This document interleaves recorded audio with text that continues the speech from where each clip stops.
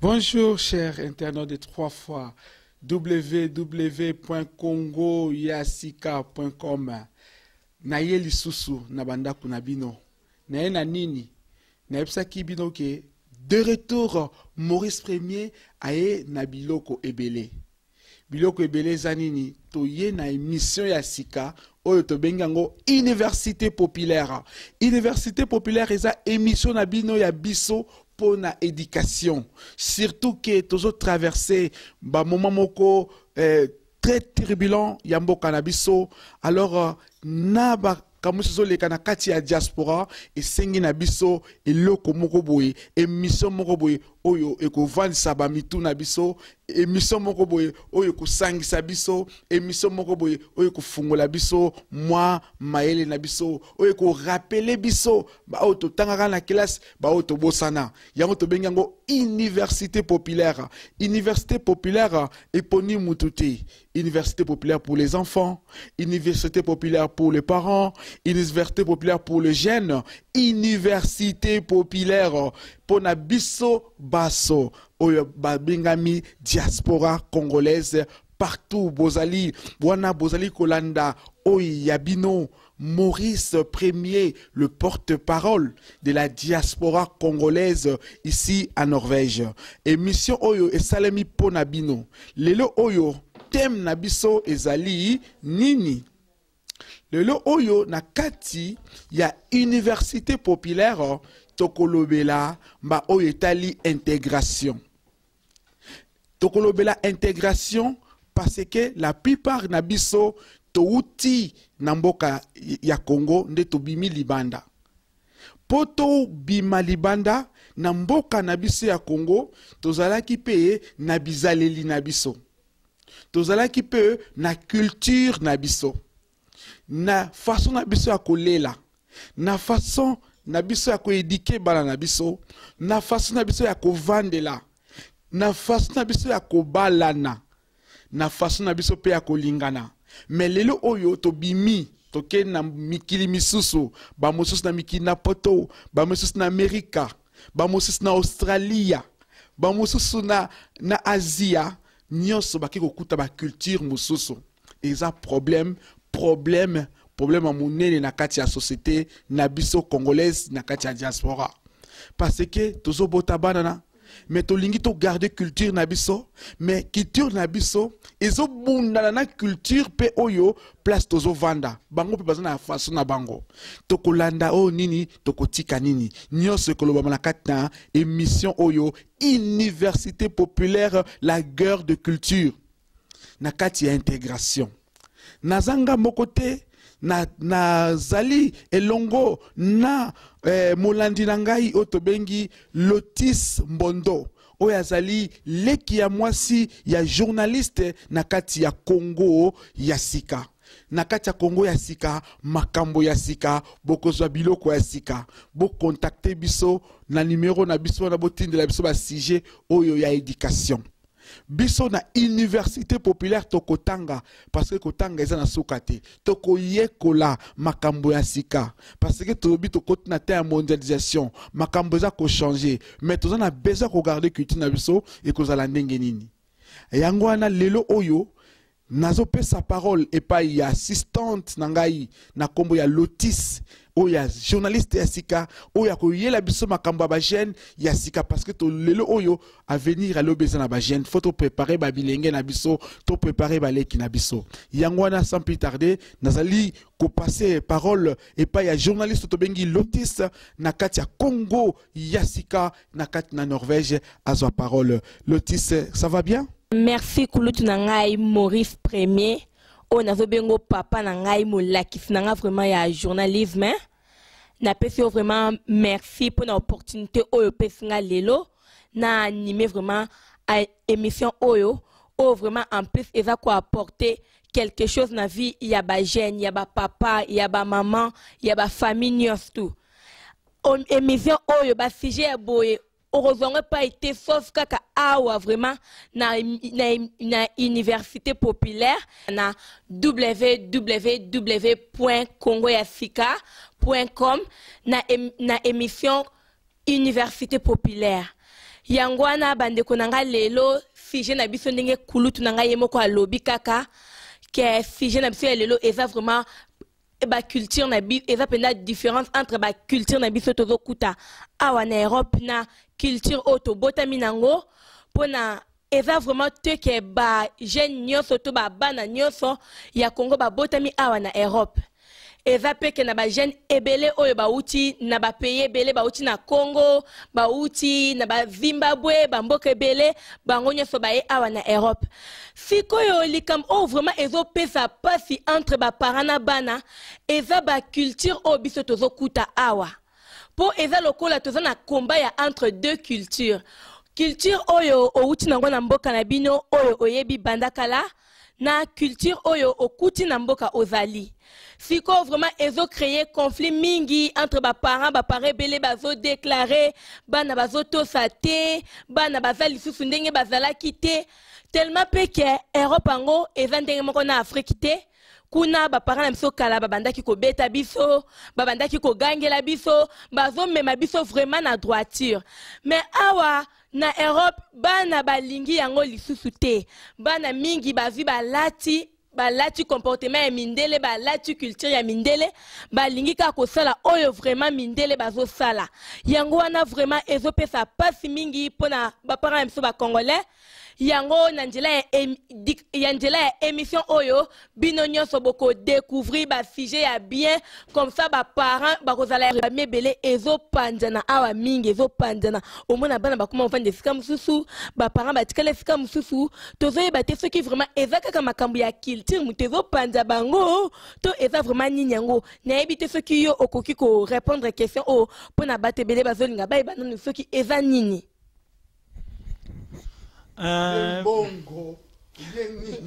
Bon, réponse dans la question est que premièrement, dans le liboso tant que en Afrique, na on peut ça un exemple à propos de la copinage. Tant que en Afrique, on sentit que jeune mort na copine nae, soki a terminé na coin na bango ya veni. Azo solo la et que Monica kata voiture ya papa na musike za goya a changer position to a soki tinel les awana a koti na tinel a bomba nya tikina no copine na soki papa na aleki après abimi bon quelque part raison na mutu muso bana ko ba aza hypocrite aza boye mais quelque part pesa mutu muso ba zo ba ah mona na kimi bo c'est que aza na respect makasa envers parents na ye.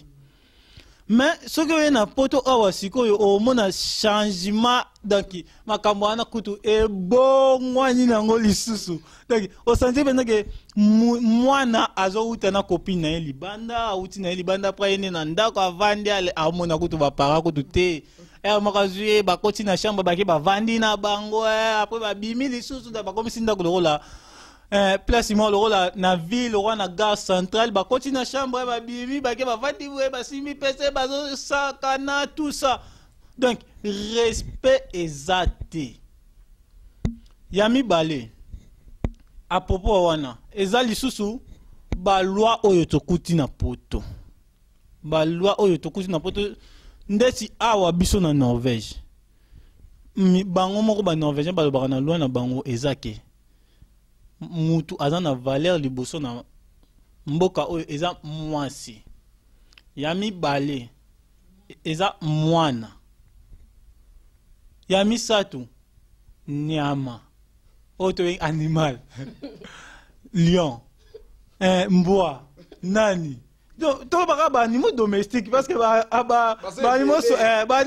animaux sauvages kutu bazaka musika na zamba depuis que oya kogolia ba animaux domestiques au sentir que bazana valeur koleka mibali na mboka oyo sikoyo tango mwana moni ke nazana ba nde nazawa nde naza awa na kokyo sali kam na bike nazana ba loi moko boye oyo ko couvrir nga ba loi oyo e osala ke makambo kutu na bandaki ko sala na ndako mususu soki ba benga ndeti ezana organisation moko ezala kawa ba benga ngo barne vane. Donc bango bazana soki parent a gagné li mwana to a beti mwana parent ndeti biso ba parent o baza ba parent africain a beta mwana na sens ya culture na bango a éduquer mwana mais moi na so déjà lati déjà culture o eza ya yete et pas na ye tango ko beta ayebi si déjà papa soko betinga na bengelo police soko simbinga na bengi police soko simbinga na benga barne vane donc parce que ayebi que lokola loi na ya barne vane na échanger liboso ko déjà que moi na senza ba ko taba ngonyo so sika moko na mwanda ko mona institution mo be mais banda ba changer ba koma penza ke soki mwana komi na senza ba pesi yo ndako siko mwana tango zo mona ke na komi na 16 ans na kina bane vane ba ko pesa ndako ya bon ça va marambo apara bazo pekisa akut na sa elo mo boyton ba sika ba betinga na bengi la police a meminga na bane vane tango o memanga na bane vane asa la projet mo mona zo sala projet ba memanga na bane vane tango ba memanga na bane vane a rozwela ngandaku tango na koma na ndaku na bando sala nyoso to na za posa na ngona komi libre mais moi na azobosa na ke tango na okombe pa na yo moko dans un premier temps au mona ke ba ko s'occuper na yo mais après makambo tango ko bongwana o yo kakake facture komi koya nini komi koya okomi kotala sko mbongo bango ba baki ba kopesa nga na futi facture na bengi téléphone na sali boy courant nini boy ata bango ba kufuta omona ke ba facture misusu ya kana bena otali boy TV facture ni facture okofuta okomisko ko se retrouver que oza isusu na elo côté mo omona bena ke mo nini raisonnement comme zonga ya bomoto bena comme zonga ke pona nini na sala ki boy fallait na vanda na ndako ya ba parents na ngai parce que soki nazaki na ndako ba parents na ngai na ngana za ba stress boyete o mona ke o ba bengaka enkaso o komi kota ba inkaso o komi ko zwa ba problème belé na vie donc eza du ya ba loi oyo batu bana bakutela awana poto. Donc ba loi wana vraiment tongito lo ba na mokuse potango so pousse na mbangu de mission na biso ezali ko gâter bana or ezali ko détruire bana. Alors en tant que jeune journaliste na biso ndé a simbi émission oyo azoko parler sur mélange de culture et puis conflit de culture oyo ezako panza biso na kati ya diaspora place bozali likambwane zo sale makaka na Norvège te na bibi zo sale mapé na France na bibi ba même difficulté na ezana kati ya diaspora mo ba place ba mili banda yo jeune ou tu peux sabiso ba difficulté wana donc liberté à jeune ezo pousser ya bima ato sababotité nzokanda zo ki na perdition. Alors maman la biso lotis soki ozana lioba pe ko conseiller lisusu ba oyo baza ko landa yo journaliste na biso été ya bango na banda ko place bazali conseil eza kaka boye ba parents na biso bazomema biso na poto eza teke baomema biso a poto sa ba aventure bazomema biso apo balingi totanga tozala bien mpe na avenir bino mo boyebi bacondition eza mboka na biso pour le moment toloba ndenge ezaleli vraiment condition ya bien eza te yango wana bazomema biso awa mais etant ke bajeune mponga mpe naza lokola bino makambo tozosala baparents bazosepela na bango te so tozoyeba te bazosepela te nazomona bafamille ebele conflit ekoti bana misusu bakenda na bango bamisusu baparents batikali siko eza bien te na miso ya baparents bongo bazomona ndire bana yango tomemi na poto awa bakomi kolakisa biso bizaleli eza siko kitoko te soki parent na yo akomi komirmire eza bien te il faut toluka to changer culture nyonso eza ya kokopie te tant que jeune culture nyonso eza ya kokopie te babi kopie oyo eza ya bien bwaka ya mabe mais biso etant que jeune tozokopie nyonso surtout kutu so tobi tolobela elateli tolobela makambo bacopinage wana penda nde penda tozwa penda tolata ya liboso tobosana kutu ke tozalaka na biso baafricain wana nde penda tobosana siko etant que bajeune penda eza bien te tant que baparents bazomurmure mpo balobi enfant obéissez à vos parents wana kutu eza na bible po wana kutu eza maloba te ke oyo tokosi tobambi to tobimisi eza na bible siko ezosala vraiment bien te ke baparents na biso basili kaka base sentir bien te etant que jeune kaka tobongisa tomilinga nano tobongisa vraiment tozongisa famille ndenge ezalaki toyaki mpo tokabwana te toyaki mpo tozala ini mais ana na poto tozopanzana siko tozopanzana mpo ani mpona tolo baparent te mpona eza biso mo nde tolingi liberté liberté eza yango mabe te bino bato bolingi liberté eza yango mabe te mais oza no kadi ya na liberté mpo oza no na prison te nga na mona deya toza deya na liberté mpo oza na prison te elo balingi osala te kosala te non yeba eloko vraiment o tozo boma na vraiment mingi te non mona pene loko pena o pena tozo linga pena tomi boma te mais to ba ke mindele nde ba ko sabiso ba o tshepso ne rara makasi bino mo bomona ba ne bandeli mbongo wi mais tant ba facture yaka to mona ba msu azozonga bandako siko ozongi sunda kupwani yo mto moni kezaki deja be ozongi ndakupwani kozonga ndaku te vanda kuna ozongi ndaku pona nini wana ezalaki la motuna ya mama Lotis nzoka nde oza nde boye merci mingi mpona moni vraiment ke leso ekoti be na mikuwa tosepeli mingi na animation na yo vraiment ya Congo ya sika Congo #1 mariage na réalisation na oyo azali na bastratégie nyonso tu po tobengi ye Basile Ipupa futur honorable incorruptible. Alors vraiment esengo ya koyoka ba jeune baza ko bimisa nga za jeune mais naza pe papa pour des jeunes naza papa. Alors vraiment koyoka bino o boza espoir ya lobby ba o baza kolanda biso bana bokita mokie matia na biso ki depona bino bana na ba parents boye ba ko dialoguer na bana bolakisa bango culture na biso eza nini po baza na identité na bango. Un peuple sans culture eza peuple au sans identité, peuple oyo aza à la perdition. Pour identité na yo ndezo la kisa bomoto na yo. Yo za nani? To beta pe moi li solo na maema ya kofinga. Yo za na bana na ndaku. Oka nyamala yo, tufi. Yo ko lakse bana baza ko kopion e ko suka boni beta moi sete na likambango yo ndeko na biso dadi beta sete na likambango toyoka. Ndeko na ngai Maurice Premier, merci vraiment na ndenge o révéler lisusu sujet mususu lisusu oyo tokolingaki tobosa na makasi yango pe ezo faire lisusu partie ya makamka tozolo baki mwana zokima ndaku mwana sali boye mwana komi boye ba parents pe moko pe ba parents pe bazozala pe ba cause ya perdition ya bana. C'est parce que au moment que mwana okoma kofinga nyama na yo tata na yo boye na boye mwana makangu boye na boye tango mwana zoyoka ka deja bongo mwana zoyoka bongo soit mwana akotyango na mutu na ye pa komo finga bato soit soki mwana lobaka mingi te azomelango ba shock wana ya kofinga wana ofinga kai longi mabe tango mwana bongo mwana ngafi mwana yo moko oboti tango mwana zo mona eloko wana ba shock wana azobomba ngona mutema tango koma ba shock ke belé o mona ke mwana c'est laissé non trop c'est trop donc mwana amitiki a créé quelque chose moko boye po abima kaka la place oyo donc et pas na ezobona lokola lifelo abima na ye na lifelo akende ko vanda place moko boye akozala calme tango sikoyo akobima na place wana akende ko fanda calme akomi tango ake ko fanda calme wana problème pe etikaka te problème pe ekomi kolanda ye ako soit akomi na ba camarade belé pona ko boza na ba drogue koti masanga koti badiamba tout ça tant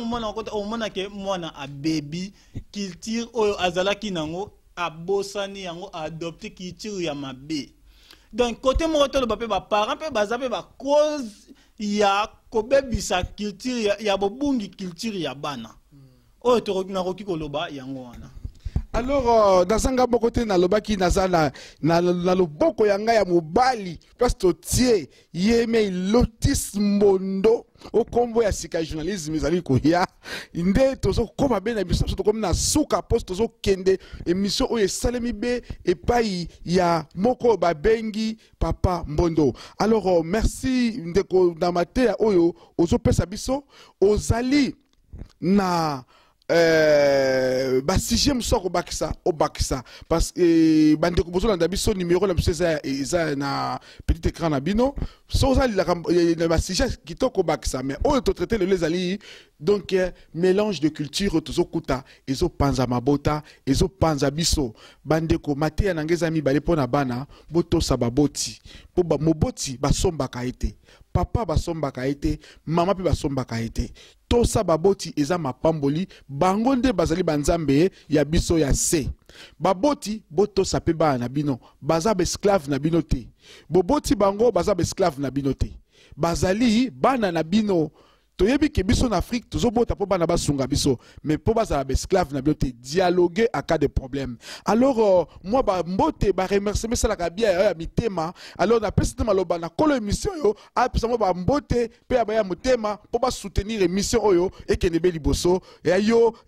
journaliste na biso Mbondo Lotis na kati na mikili na Norvège awa na Oslo ya yo ya parole yango. Elobi yemei Maurice Premier mokondi nanga ye moko professeur nanga vraiment oyo azolakisanga musala oyo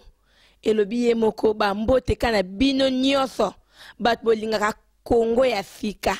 bato bolingaka émission folk universitete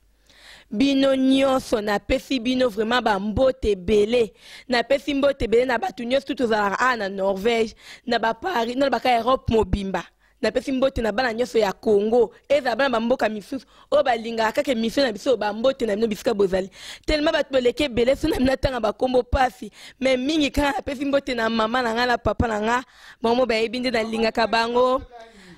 mama na nga kombo na ye Esengo Gracia na pesi pe mbote na papa na nga kombo na ye Tito Mbondo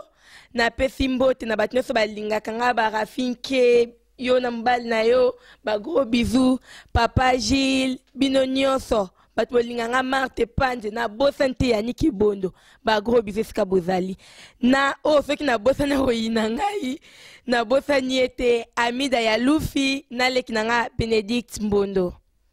Alors yo invité na biso merci pour la émission oyo eza mbala suka test bengio ya kapo eza université populaire na norvégien to bilango folk université. Alors moi bambote po ba ya mitema merci pour la participation na yo et ko sala bien malam pour na bande ko bayo.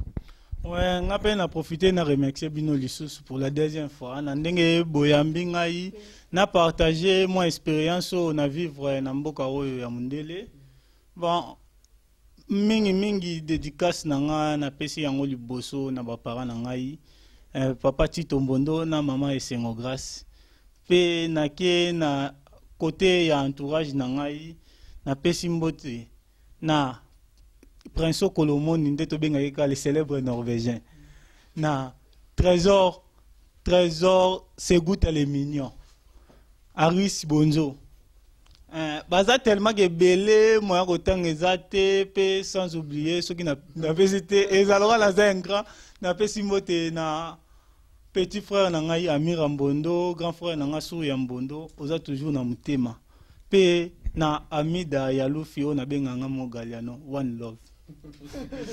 One love, bolingo ne na kati ya communauté congolaise na kati ya diaspora mobimba bolingo respect à culture intégration bo s'intégrer bien sûr place bozali mais boyeba ko boss na culture na bisote po émission ezalaki université populaire na makambo Italie fleur culture donc multiculture mélange de culture na koki ko kanga émission te na quelques secondes pour voir les signes il y a réalisateur na biso stratège Basile Kipupa le futur honorable et incorruptible oyo nakati ya Norvège alors toki ko boss na te Blaise Alingi café noir de Norvège moi sina nyota tobosali na bisote Dona Mobeti Dona na mwasi na ye tobosali te Alain tobosali te ba oyo ya biso ya Volda ya Eshta Alexis Bikwa Mondo tobosali te Emmanuel Bosongo et puis papa na Gracia et puis ya Yemoko ya biso sa motema ya ngai ya motema tobengi Anna Kibamba Noëlla grâce à Dorcas place bozali ya bino yangoyo tobosali te en direct Belgique wana tozali ko pesa mbote et payi ya oyo babengi mère donc Weston mère Weston yo Johnny Cedrico azakuna maître Yayi Impie oyo azali ancêtre ko parler c'est ancêtre ya yo ngwana te komi na suka merci pour la émission oyo merci we balandi bo komela biso to komi na suka en direct d'Oslo bye.